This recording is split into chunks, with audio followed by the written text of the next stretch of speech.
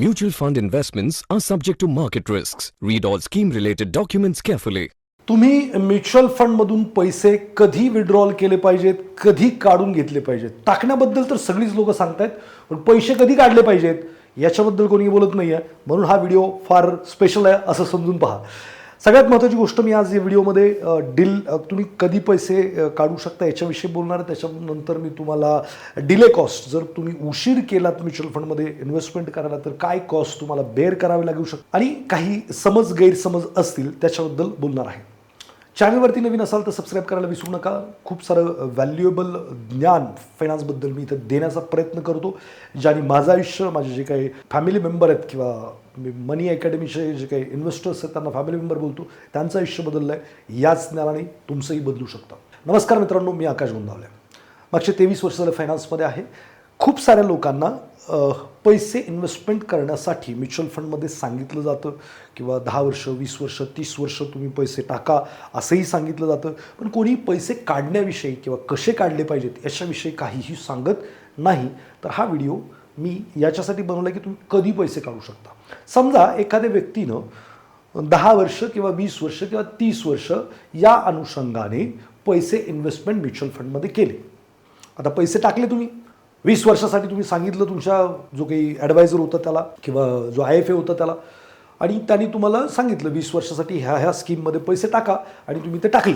आता तुम्ही ते कधी काढू शकता किंवा कधी काढले पाहिजेत.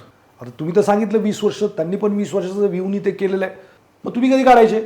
बघा, हा गैरसमज डोक्यातनं बाहेर काढा की तुम्ही 20 वर्षासाठी SIP केली आहे, 30 वर्षासाठी केली आहे आणि ते आता 20 वर्ष 30 वर्ष तुम्ही बांधील झालाय. बांधील राहिलात तर उत्तम, पण बांधील झालाय. जर तुम्हाला वाटलं की मला 30 वर्षासाठी सुरू केलेली SIP किंवा 30 वर्षासाठी सुरू केलेली इन्व्हेस्टमेंट ब्रेक करायची आहे तर तुम्ही कधी पण करू शकता.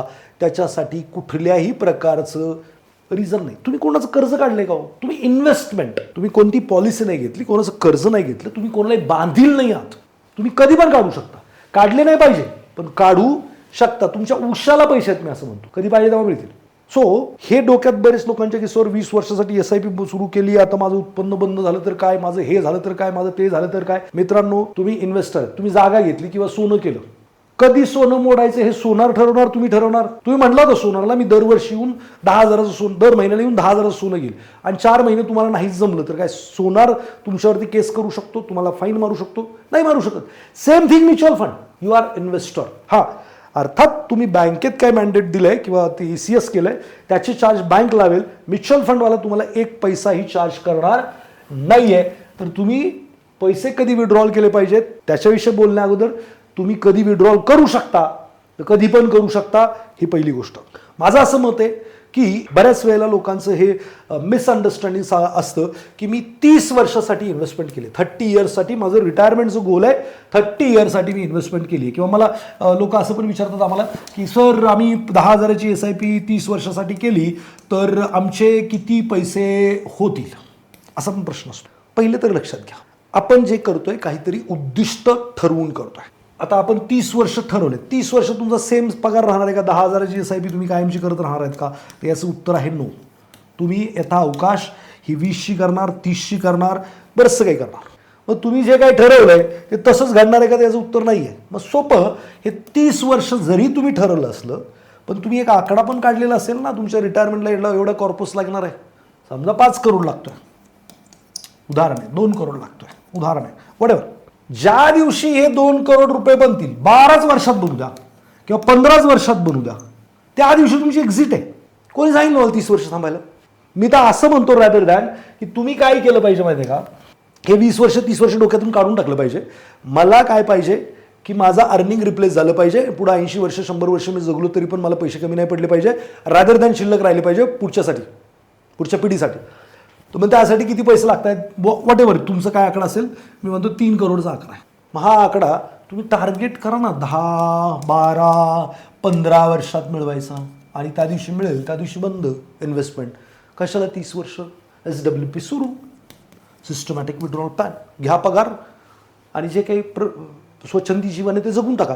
गोल कम्प्लिशन आकड्यात पूर्ण होऊ द्या किंवा टाईममध्ये पूर्ण होऊ द्या. एक्झिट.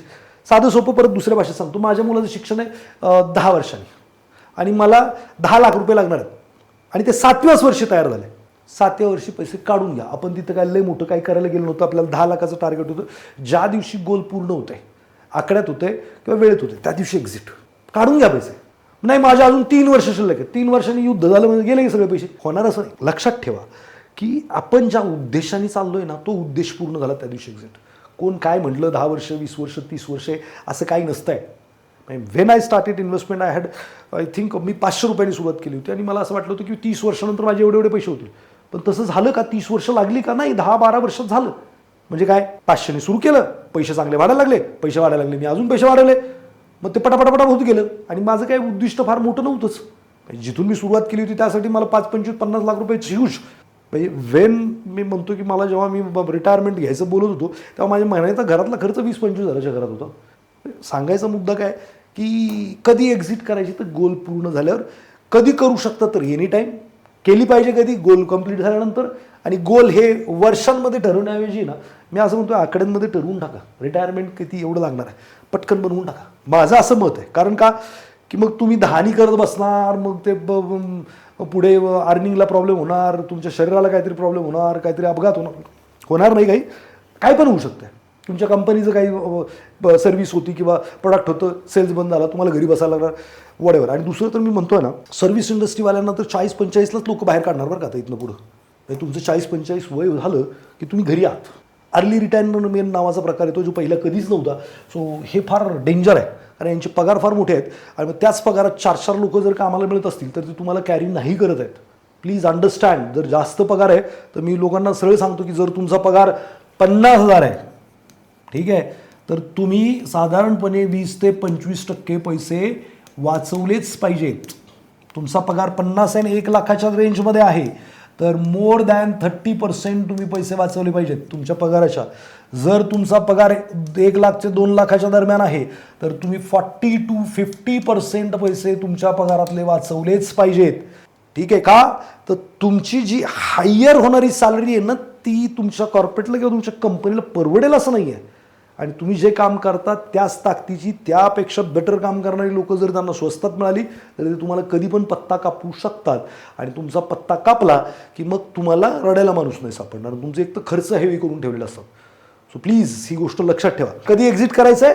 कम्प्लिशन ऑफ युअर गोल और टाइम फ्रेम.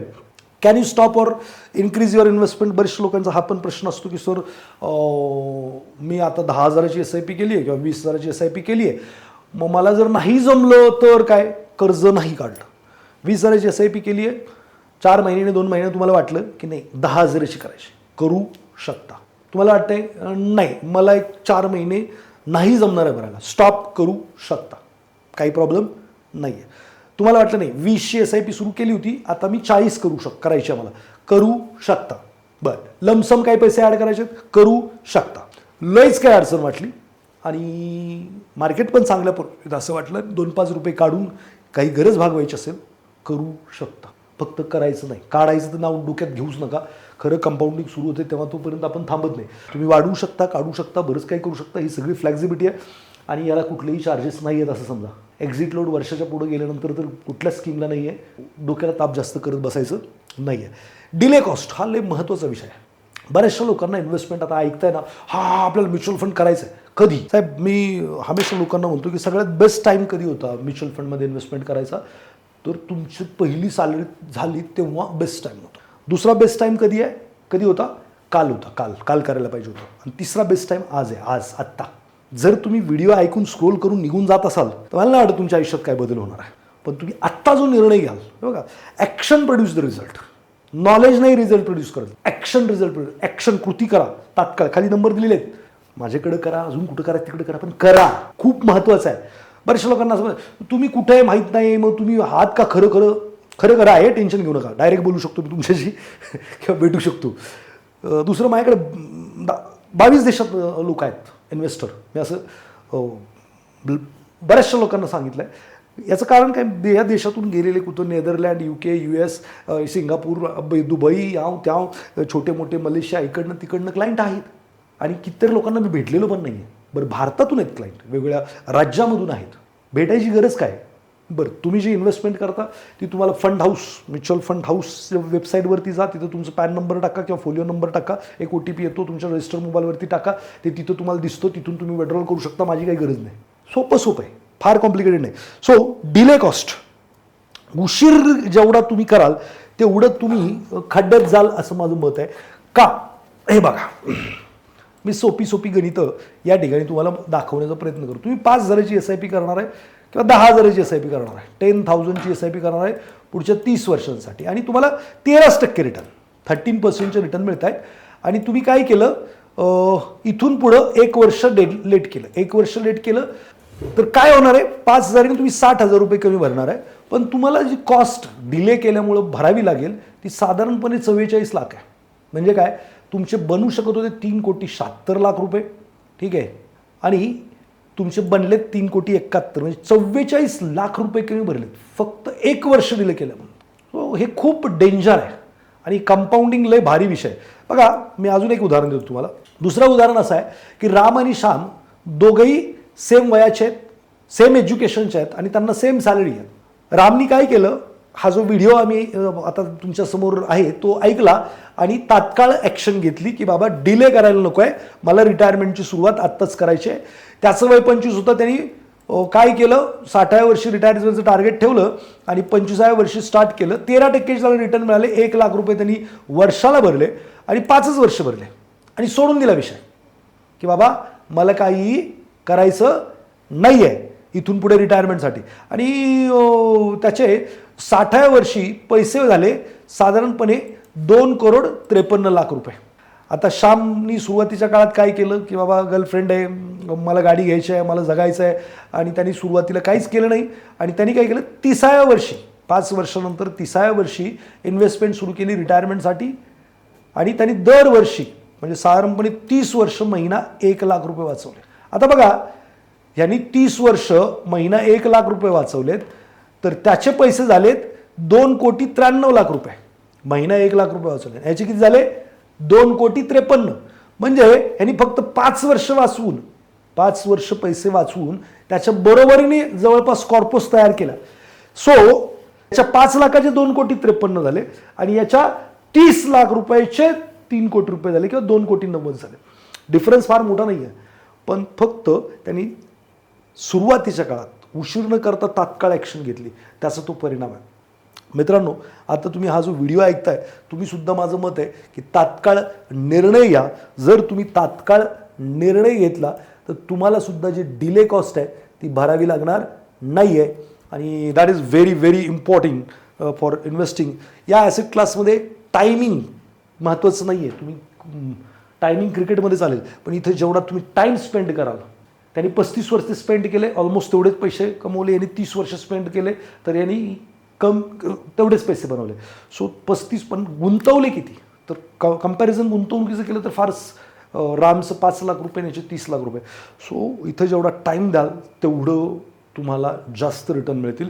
सो वेळ व्हायला घालवू नका, तात्काळ ॲक्शनमध्ये कन्वर्ट करा. हे सगळं फ्लेक्झिबिलिटी आहे, एवढं चांगलं इन्स्ट्रुमेंट मला नाही वाटत कुठं दुसरं आहे. मित्रांनो, मी हमेशा म्हणतो की मिडल क्लासला कुठल्याही प्रकारची सोशल सिक्युरिटी नाही आहे, रिटायरमेंटची नाही, मुलांच्या शिक्षणाची नाही, आजारपणाची नाही आहे, आपल्याला कुठली पेन्शन मिळणार नाही आहे. सो आपण आपल्यासाठीच केलं पाहिजे, आपण जे आत्ता कमवतो त्यातूनच केलं पाहिजे. आणि जर ते केलं तरच आपल्याला अर्थात कॉमन सेन्सचा जरूर वापर करावा, बॅलन्स करावा लाईफ, असं मी नक्की म्हणेल.